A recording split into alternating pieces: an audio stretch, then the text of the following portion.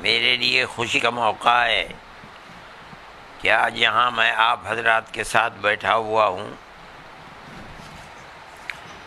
میں جمعیت علماء ہند کا ایک خادم ہوں۔ ملک کی آزادی کے بعد سے جمعیت علماء ہند جس طرح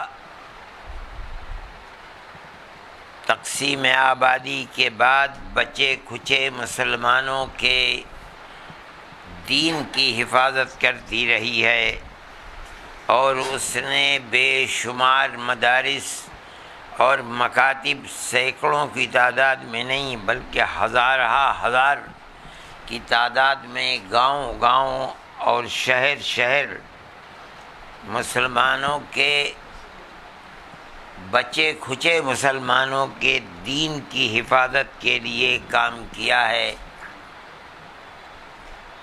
اسی طرح جمعیت علماء ہند نے یہاں رہ جانے والے مسلمان اور مسلمان بچوں کی دنیا کی ترقی کے لیے بھی کام کیا ہے۔ منع نہیں کیا کہ مسلمان بچے صرف مذہبی تعلیم کو حاصل کریں، یہ نہیں ہوا۔ جمعیت علماء ہند نے آزادی کے بعد صباحی اور مسائی، صبح اور شام کے مکاتب بنائے، محلے محلے، مسجد مسجد۔ یہ کہا کہ جو بچے اسکول جاتے ہیں ان کو روکا نہ جائے۔ مسلمان قوم کو جس طرح مفتی کی ضرورت ہے، حافظ کی ضرورت ہے، عالم کی ضرورت ہے، اسی طرح مسلمان قوم کو ڈاکٹر کی بھی ضرورت ہے، اسی طرح ایڈوکیٹ کی بھی ضرورت ہے، انجینئر کی بھی ضرورت ہے، پروفیسر کی بھی ضرورت ہے۔ اس لیے کہ جمہوریت کے معنی یہی ہیں کہ گورنمنٹ اپنے ملک میں بسنے والے لوگوں کی ترقی کے لیے جو بھی وسائل اس کے پاس ہیں بغیر کسی اونچ نیچ اور تخصیص کے لوگوں کی مدد کرے، اور لوگ اس سے استفادہ کرنے کے بعد اپنے ملک کی ترقی کے لیے جو جس طریقے پر بھی خدمت کر سکتے ہیں خدمت کریں۔ انہوں نے اس بنیاد کے اوپر مسلمان کو دنیا کی تعلیم سے روکا نہیں، لیکن یہ ضرور کہا کہ صرف دنیا کی ترقی کے اندر اگر اپنے دین کی حفاظت نہیں ہوگی اور مسلمان یہ نہیں سمجھے گا کہ وہ اور اس کے باپ دادا پردادا مسلمان تھے، تو دنیا کی یہ ترقی اس کی اس دنیا ہی پر ختم ہو جائے گی، آخرت کے اندر اس کو کچھ نہیں ملے گا۔ ہم بھی جمعیت علماء کے خادم ہیں۔ ہم نے ایک زمانہ اپنی زندگی کا جمعیت علماء کے ساتھ لگایا ہے۔ جمعیت علماء کی یہ تحریک رہی ہے کہ وہ مسلمانوں کو اس کے لیے کھڑا کرے کہ لوگ اپنی دولت کو بجائے اس کے کہ دنیا کی معاشی طریقے کے اوپر لگائیں، اپنی دولت کو مسلمان بچوں کی تعلیم اور دین کی حفاظت کے لیے اچھے اسکول اور کالج بھی بنائیں۔ جمعیت علماء نے خود اپنے آپ کو اس کے اندر نہیں لگایا، اس لیے کہ اس کے پیچھے اتنی درد سری رہی ہے کہ ملک کی آزادی کے بعد سے لے کر ان 75 سالوں کے اندر نہیں، اور 20 سال پیچھے چلے جائیے تو تقریباً 20,000 فسادات ہوئے، 50,000 مسلمان کٹ گیا، اب بھی فسادات کا سلسلہ جاری ہے۔ وہاں پہنچنا، یہ ثابت کرنا کہ مسلمان بالکل مفلوج نہیں ہے، اس کے سر پر کوئی ہاتھ رکھنے والا نہیں ہے۔ جمعیت علماء جہاں تک پہنچ سکتی تھی یا پہنچ سکتی ہے وہاں تک پہنچتی ہے۔ اس کے پاس اس کا موقع نہیں تھا کہ وہ خود اسکول قائم کرے، لیکن اس نے لوگوں کو یہ کہا کہ وہ بہتر سے بہتر اسکول قائم کریں، کالج قائم کریں۔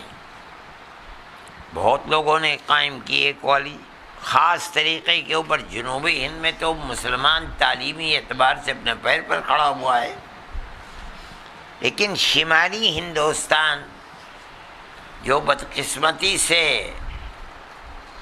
انتہائی زیادہ تعصب کے دلدل میں پھنسا ہوا ہے، یہاں اس طرح کی صورت نہیں آ سکی۔ ہم آج بھی لوگوں سے ملتے ہیں، ہم لوگوں سے کہتے ہیں کہ آپ کو خدا نے دولت دی ہے تو آپ اس دولت کا استعمال اس طرح کیجئے، یہ ایک قوم کی خدمت بھی ہے اور بہترین کاروبار بھی ہے، آپ اس کے لیے اپنے آپ کو لگائیے۔ لوگ کہتے ہیں جمعیت علماء بنائے، ہم جانتے ہیں کہ ہم نہیں کر پائیں گے۔ ہم جتنا رات اور دن پھنسے ہوئے ہیں اور جس طرح اپنی جان کو لگائے ہوئے ہیں مسلمانوں کے معاملات میں، ہمارا کوئی کاروبار نہیں، ہم تو کوئی کاروبار کرتے نہیں ہیں۔ ہماری زندگی جمعیت علماء کے پلیٹ فارم پر مختلف جہاد سے مسلمانوں کی خدمت پر لگی ہوئی ہے۔ مصیبت زدہ لوگوں کے ہم امداد مذہب سے اوپر اٹھ کر کرتے ہیں۔ ہمیں نہیں دیکھتے کہ کون مسلمان ہے کون ہندو ہے، ہم ان کی خدمت برابر کرتے ہیں۔ یہ جمعیت علماء کا ایک نظریہ رہا ہے اور آج تک ہے۔ اسی نظریے کے ماتحت آج سے تقریباً 18-20 سال پہلے مجھے یہ خیال ہوا، میں اس وقت جوان تھا تقریباً، کہ ہمیں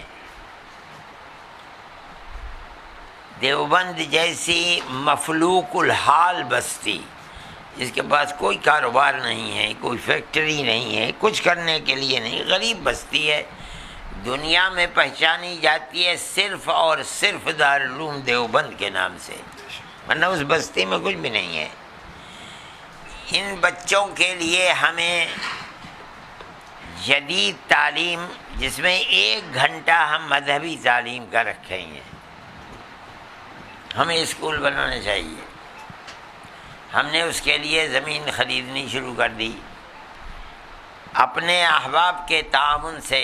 اب تو وہ دنیا سے چلے گئے، سب سے پہلے جو ہم نے اسکول بنایا تھا، اللہ ان کی مغفرت فرمائے، انہوں نے ہماری مدد کی، ہم نے اس کے لیے زمین خریدی، اسکول بنایا، لیکن ہماری لائن نہیں تھی وہ۔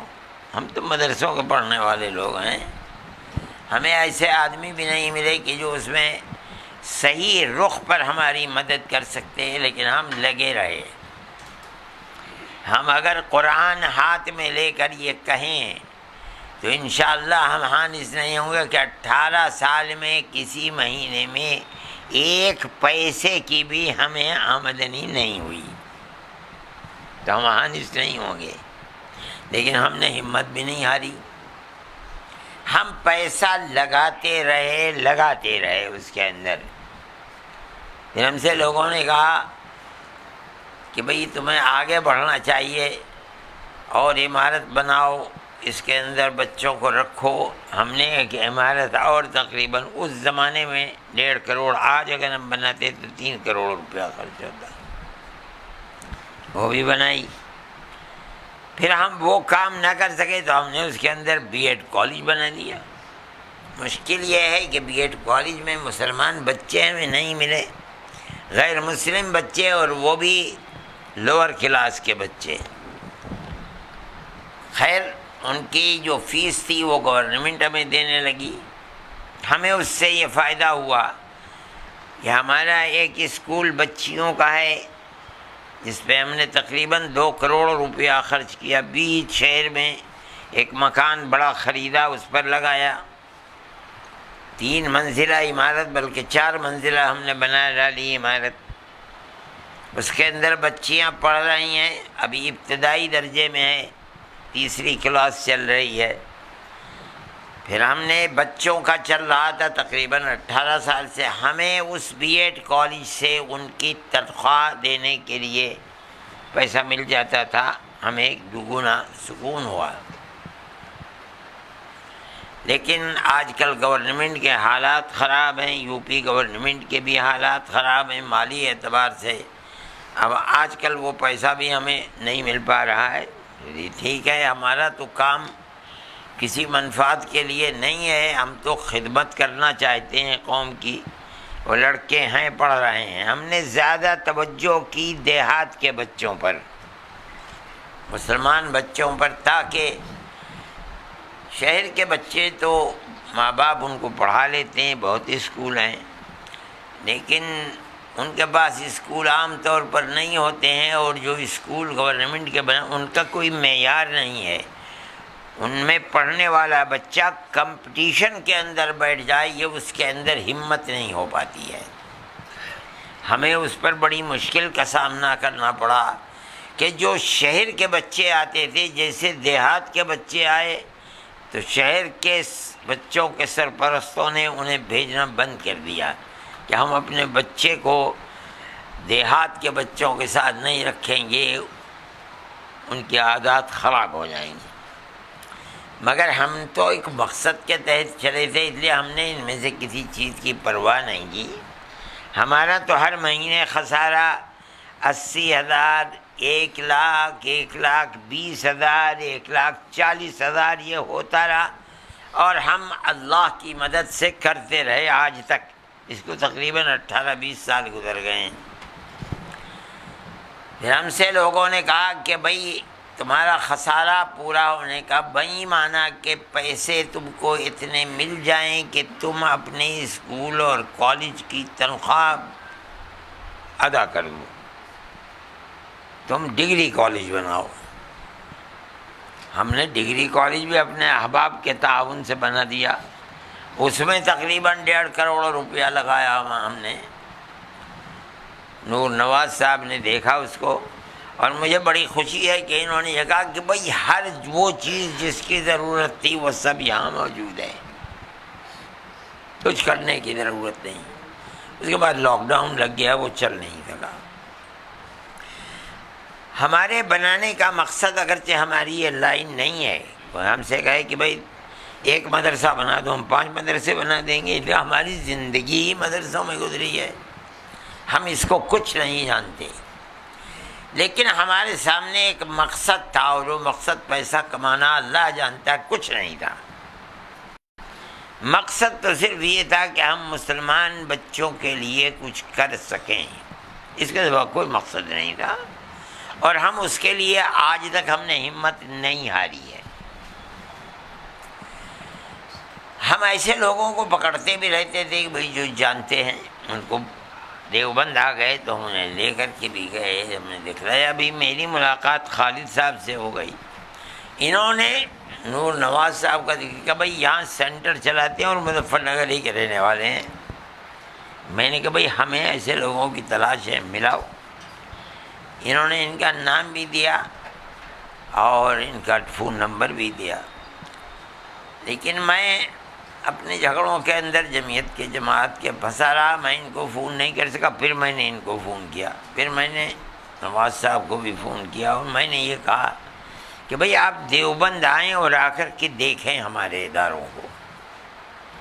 ہم یہ چاہتے ہیں کہ ہم غریب مگر باصلاحیت بچوں کے لیے اگر کوچنگ سینٹر ممکن ہے اور یہاں بن سکتا ہے تو آپ ہماری عمارتوں کو دیکھیے، ہمارے پاس زمین بھی موجود ہے۔ ہم ان 18 سالوں کے اندر ہم نے 5 بیگھے سب سے پہلے زمین خریدی تھی، 1,25,000 روپئے بیگھا، 18-20 سال پہلے۔ ہم سے وہاں کے لوگوں نے کہا بھائی تم نے زمین کے ریٹ خراب کر دیے، بھلے یہاں زمین 1,25,000 روپئے بیگھا ہوگی۔ بھائی میں نے کہا ہم نے ہر جگہ تلاش کیا، ہمیں اس سے اچھی جگہ ہمیں نہیں ملی۔ بالکل جہاں میں رہتا تھا جس مکان میں، اس سے 1 کلومیٹر وہی روڈ سیدھے چلے جائیے، وہاں پہنچ جائیے۔ پھر ہم نے اس کے ارد گرد زمینیں خریدنی شروع کر دیں۔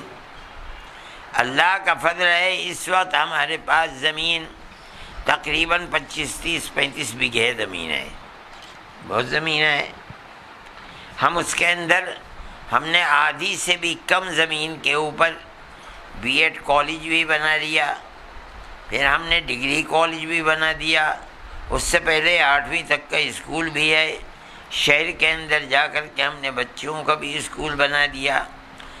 یہ سب کام ہم نے کر لیے، مگر ہمیں راستہ کامیابی کا نہیں مل رہا تھا۔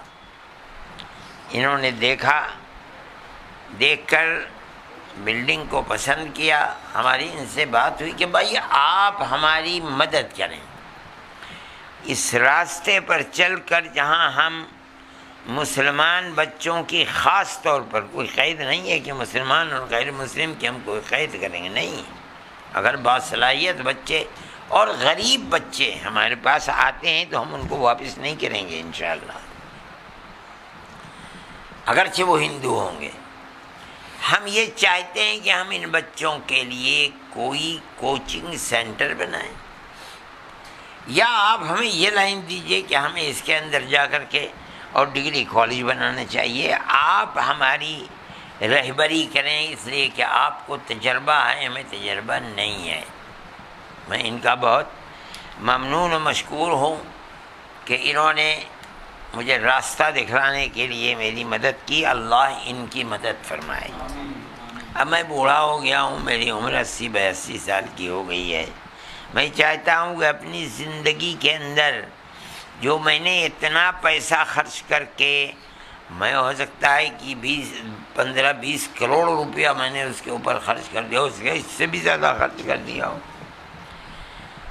بنایا ہے، خدا کرے یہ قومی اعتبار سے مسلمانوں کے لیے، خاص طور پر غریب مسلمانوں کے لیے، اور اس کے ساتھ ساتھ ہندو بچوں کے لیے بھی جو پڑھنے کا شوق رکھتے ہیں، ہم ان کی مدد کر سکیں۔ گویا کہ یہ نقطہ ہے، وہ ملنے کی جگہ ہے جس پر میں اور یہ ملے ہیں۔ خدا کرے اللہ ہمیں اخلاص و للہیت کے ساتھ صرف خدمت خلق کے لیے کرنے کی توفیق عطا فرمائے، اور یہ ہمارا ساتھ دیں، ہم ان کا ساتھ دیں۔ آج کی اس مجلس کو صرف اسی لیے بلایا گیا ہے، کوئی اس کے اندر شور و شر نہیں مچایا گیا، جو ان حضرات کے جاننے والے ہیں، آپ حضرات، ان کو بلایا گیا ہے۔ ہم نے یہ طے کیا ہے کہ ہم کوچنگ سینٹر بنائیں گے انشاءاللہ، ان کا چل ہی رہا ہے، یہاں بھی بنائیں گے، دیوبند میں بھی بنائیں گے۔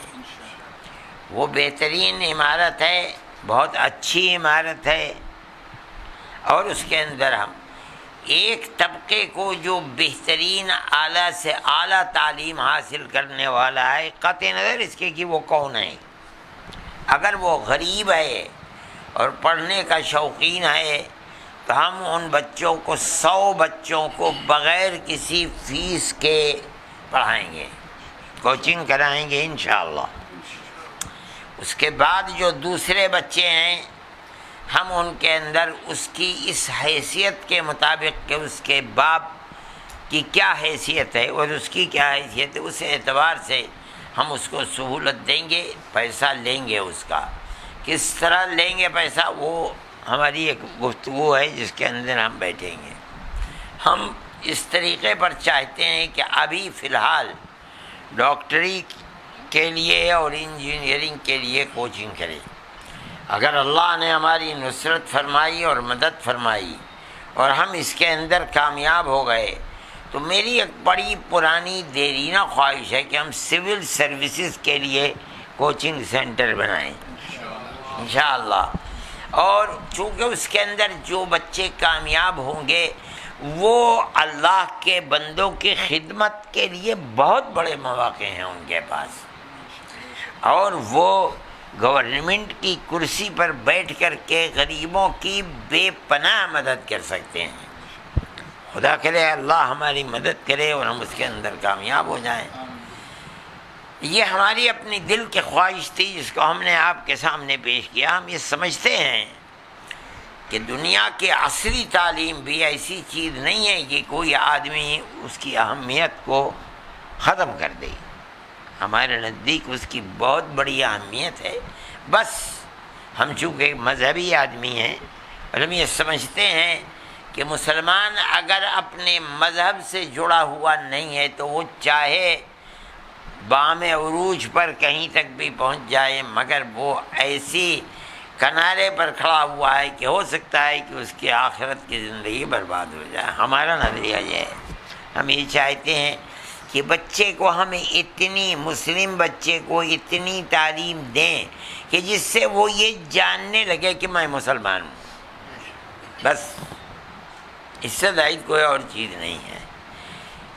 ہم اس لیے یہ چاہیں گے کہ جو مسلم بچے ہیں ہم آدھا گھنٹہ، پون گھنٹہ، 1 گھنٹہ اس کو روزانہ صرف اسلام کی بنیادی تعلیم کے مسلمان کہتے کس کو ہیں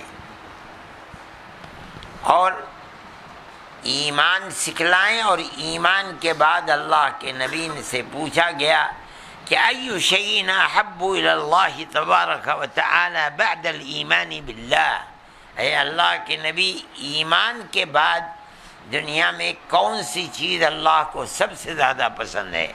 تو آپ نے فرمایا الصلاۃ لوقتها، نماز کو اپنے وقت کے اوپر پڑھ لینا۔ یہ اللہ کے نبی کا فرمان ہے۔ ہمارا ایمان ہے کہ جو ان کی زبان سے نکلا وہ حق ہے، جو انہوں نے کیا وہ حق ہے۔ اس لیے انہوں نے جو فرمایا ہم اسے سر اور آنکھوں پر ایک اٹوٹ چیز سمجھتے ہیں۔ اس لیے ہم بچوں کو یہ سکھلائیں باقی زندگی کیسی گزرتی ہے، کہ اللہ کے قبضۂ قدرت میں ہے، وہ گزارے گا۔